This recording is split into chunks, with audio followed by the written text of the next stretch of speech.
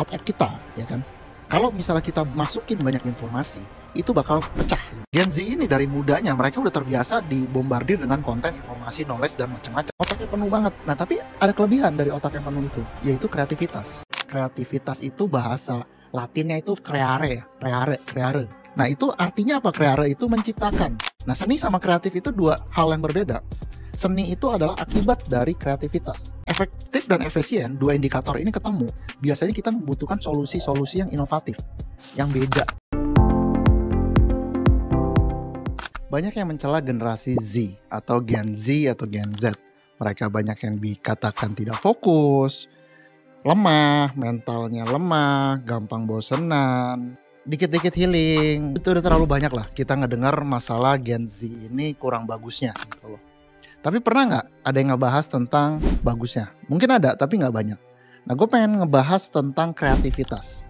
Dan gue lihat generasi Z ini, Gen Z ini, itu sangat kreatif dan sangat adaptif. Dua poin itu yang menurut gue ini generasi ini tuh gokil gitu loh. Nah, kita balik lagi kenapa mereka bisa kreatif. Jadi kalau misalnya kita balik baby boomer, zaman dulu kan baby boomer itu abis perang ya. Abis perang mereka itu sulit lah, semua terbatas. Jadi mereka butuh kerja keras, fokus di satu titik itu terus. Masuk X gitu, anaknya boomer gitu loh. Anaknya boomer, oh ya kamu harus fokus di satu titik, edukasi, belajar. Nah, akses belajar itu hanya di sekolah, di universitas dan lain-lain. Masuk ke generasi Y, milenial, gue gitu ya. Gue milenial, itu akses informasi udah ada di zaman gue SMA tuh internet udah lumayan common lah ya, tapi masih kuliah banget gitu loh. Masuk Gen Z, dimana informasi itu bertebaran sangat banyak, gokil. Kayak lu ngeliat video gue gini juga kan pasti karena lihat apa nih, nonton, akhirnya lu ngabisin waktu untuk nonton video gue tentang kreativitas ini. Nah, jadi kalau misalnya gue balik ke belakang sebentar, otak kita ya kan, kalau misalnya kita masukin banyak informasi, itu bakal pecah gitu, maksudnya bercabang. Gen Z ini dari mudanya mereka udah terbiasa dibombardir dengan konten, informasi, knowledge, dan macam-macam. Ya lu namain lah dari IG, TikTok, YouTube, segala macam itu nawarin tentang informasi. Jadi mereka penuh nih, otaknya penuh banget. Nah, tapi ada kelebihan dari otak yang penuh itu, yaitu kreativitas. Nah, kreativitas mereka itu sangat hebat, tapi jadi kelemahan juga, fokusnya kurang. Nah, tergantung nih, lu ngelihat ini sebagai kelemahan atau kelebihan. Karena semua informasi, semua data itu kita bisa lihat dari dua sisi. Lu mau lihat dari sisi yang mana? Positif atau negatif? Nah, sekarang kita lanjut ke kreativitas. Bab 2. Nah, kreativitas itu apa sih sebenarnya? Nah, kalau misalnya dari data ya, kreativitas itu bahasa Latinnya itu creare. Nah, itu artinya apa? Creare itu menciptakan, membuat, melahirkan. Nah, akhirnya diadaptasi ke Inggris itu create ke creativity, kreatif. Jadi kreativitas adalah kemampuan kita untuk menghasilkan sesuatu. Bayang ya di sini ya. Karena banyak orang salah kaprah nih. Oh, dia itu orang kreatif gitu. Oh, dia orang ini, kreatif banget. Tapi bentuknya seni. Nah, seni sama kreatif itu dua hal yang berbeda. Seni itu adalah akibat dari kreativitas. Sebabnya adalah kreativitas akhirnya menciptakan seni. Nangkep ya sampai sini ya. Jadi kreativitas itu lebih luas dibanding sebuah seni doang. Kadang orang mikir kreatif itu visual, musik, drama, pokoknya berhubungan dengan entertainment. Enggak juga, bos. Jadi kalau menurut gue, pemahaman gue, kreativitas itu apa sih? Definisi Andre, kreativitas itu adalah kemampuan untuk menyelesaikan sesuatu dengan cara yang efektif dan efisien. That's it. Nah, itu kan bisa juga dengan fokus aja. Bisa, tapi efektif nggak? Nah, kebanyakan efisien nggak gitu. Nah, efektif dan efisien, dua indikator ini ketemu. Biasanya kita membutuhkan solusi-solusi yang inovatif, yang beda. That's why kenapa gue punya moto adalah different is better than better. Kebayang nggak sampai sini ya? Bagaimana kreativitas itu menjadi sangat penting di dunia ini? Kita masuk ke bab berikutnya. Pentingnya kreativitas di dunia ini adalah karena dunia ini sekarang semakin kompleks banget. Ya lu segala macam lah. Kalau zaman dulu mungkin industri itu terbatas ya. Marketing, agensi marketing. Marketing definisinya apa? Misalnya iklan, biro iklan. Iklannya ngapain? Pasang billboard, pasang iklan baris, pasang kotak di koran. Cuma itu doang. Arahnya ke percetakan. Tapi sekarang marketing itu luas banget. Banget. Sampai hal seperti video gue kayak gini, ini adalah planning marketing gue untuk nge-boost gue punya brand awareness, brand Andre Kokoes ini. Dan harapannya itu akan mendongkrak banyak bisnis atau project yang gue lakukan. Kira-kira kan seperti itu gamenya. Nah, that's why kenapa kreatif itu saat ini sangat penting. Nah, lu juga nggak bisa lu cuma satu bidang doang. Nah, ini korelasinya adalah ke expert generalis. Expert generalis itu apa? Jadi expert generalis adalah orang yang bisa menguasai beberapa bidang. Expert di 3 bidang, 2, 3, 4, bahkan sampai ada yang banyak. Nah, rata-rata orang yang punya banyak bidang kemampuan seperti itu biasanya tuh kreatif. Ayo, kok bisa? Gampang.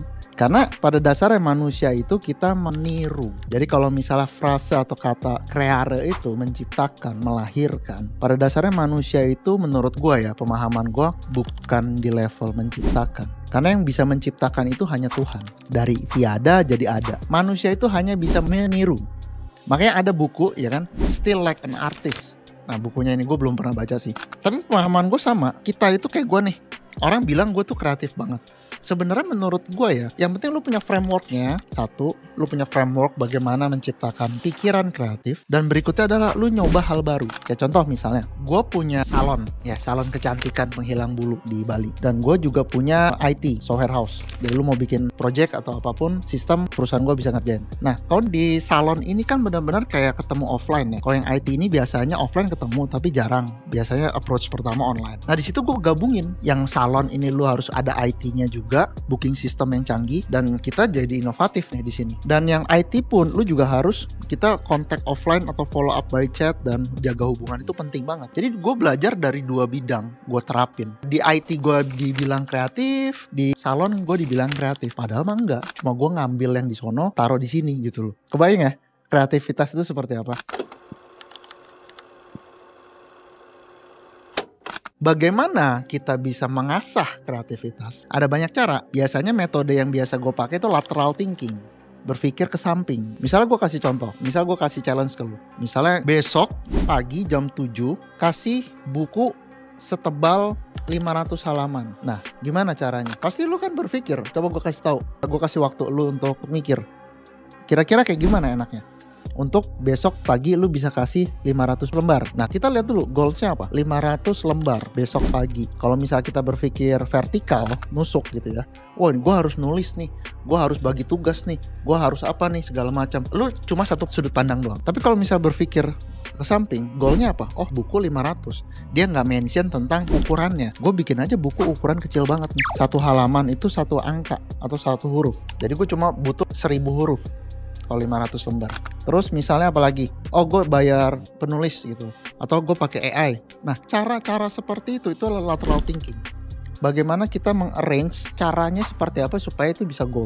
Nah, makanya kenapa kreativitas buat gue adalah solve something dengan efektif dan efisien. Ya, efektif dulu baru efisien. Nah, situ ya. Nah, itu caranya satunya. Lateral thinking. Atau reverse thinking. Berpikir kebalik gitu loh. Yang biasanya orang bilang, oh gue pengen kaya. Oh gimana kaya? Kerja pintar, kerja cerdas, segala macam, dan gitu. Oke, coba dibalik pemikirannya.